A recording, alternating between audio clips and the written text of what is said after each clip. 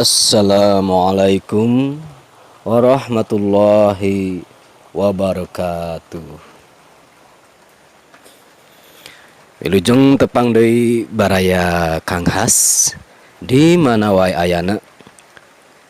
Wilujeng patepung laung dina channel anu maneuh Kang Has ngamumule basa Sunda.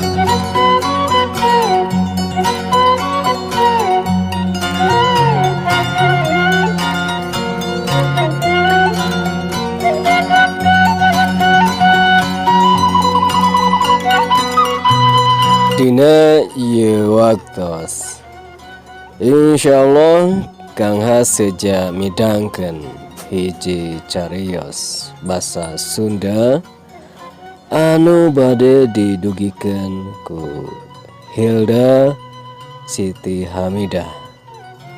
Kalian judul Diajar Ngalamun.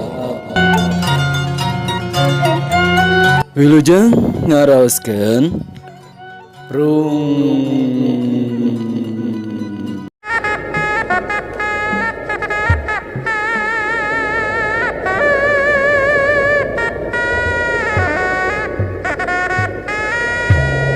nyangakeun kasepuhan.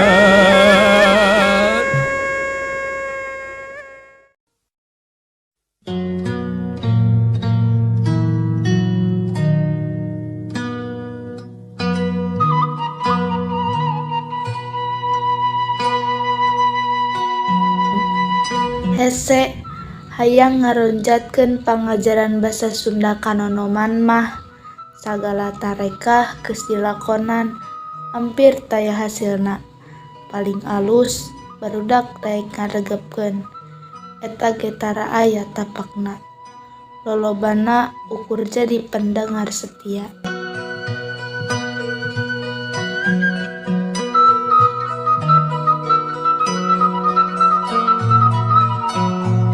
Marang pangajaran carpon sumanget pedah keur boga tanaga bahan caritakeunun susuganan bisa narik artina daek mulasara kana basa Sunda.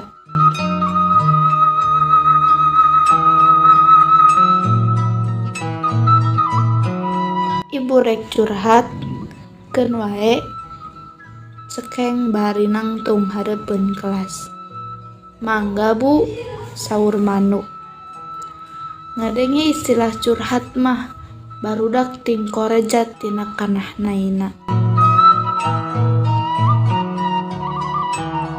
Ibu teh kamaring meluan sayembara ngarang carita. Alhamdulillah jadi juara. Barudak keprok bari surak milu bunga. Naon hadiahna Bu? Celengkeng si Topan, budak cengosok hejo cokor. Duit atuh. Kala urang teruskeun heula caritana. Jep taya nu nyuara deui. Kapikiran teu ku hidep kumaha capek jeung papanasanna ngarang carita. Barudak ngembang kadu teu ngarti tujuan patalekan. Sabab na implenganana ngarang cerita mah teu kudu ngaluarkeun tanaga. Komo bari papanasan da lain macul atawa ngarambet di sawah. Naha tiasa capek Bu. Pan ngarang mah ukur lamun anu diserat teu kedah ngangge tanagi talek neng hana bentang kelas panasaran. Bener eta teh. Ngarang mah ukur ngalamun terus diteruskeun hasil lamunanana teu kudu ngaluarkeun tanaga teu kudu pamanasan da bisa dipigawe di mana wae sakahayangna. Cekeng asa meunang lolongkrang nu jadi patalekan nah hanya bati ngalamun bisa meunang duit. Barudak beuki saregep ngabandungan malahan si Topan saparakan cage kakaraeun teu loba paningkah. Tah di dieu betahna jadi pangarang gawe ukur ngalamun teu kudu papanasan, teu kudu ngaluarkeun tanaga, malahan teu kakurung ku waktu, iraha wae ge urang bisa nyieun karangan mah. Cekeng bari narik napas panjang. Laju leumpang ngadeukeutan bangku si Topan. Sangkan manehna bisa leuwih daria. Disampeurkeun teh, si Topan beuki ngadedempes, maling reureut sakedet, laju tungkul deui melong meja. Komo mun karangan urang dicitak jadi buku, bisa barahaeun duit nu bakal katarima. Komo deui lamun karangan urang dijieun bahan carita film, pibeunghareun we ieu mah. Cekeng bari gede harepan barudak bakal sumanget diajarna. Kumaha atuh carana Pak supados abdi tiasa janten pangarang? Tanya Jang Usman, anak kepala sekolah. Carana urang kudu sumanget diajarna, mangka sahaja manu hayang boga duit bati ngalamun sok buka buku kaca 25. Dia barudak baru ka buku, dararia dialajarna.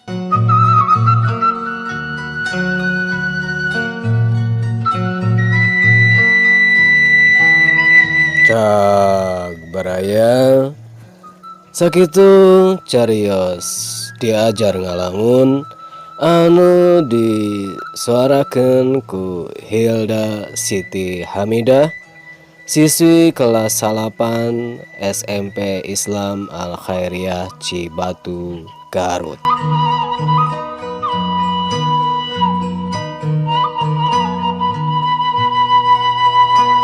Khusus kangge para nonoman Sunda, khususna geuningan bati tina ngalamun anu diseratkeun dijantenkeun hiji carios tiasa ngahasilkeun upami mah eta seratan teh diajengkeun kana hiji saembara atanapi dicitak janten hiji buku, atanapi anu paling gampil mah dikintunkeun ka majalah anu sok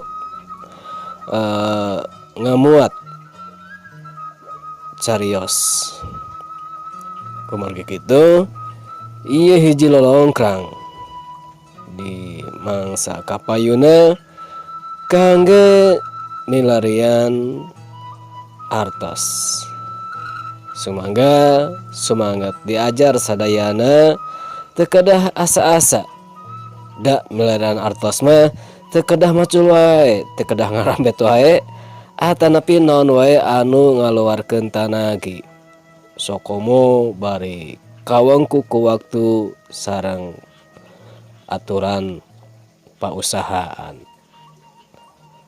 Sakitu anu kapihatur, mudah-mudahan janten panyumanget kangge para nonoman sadayana.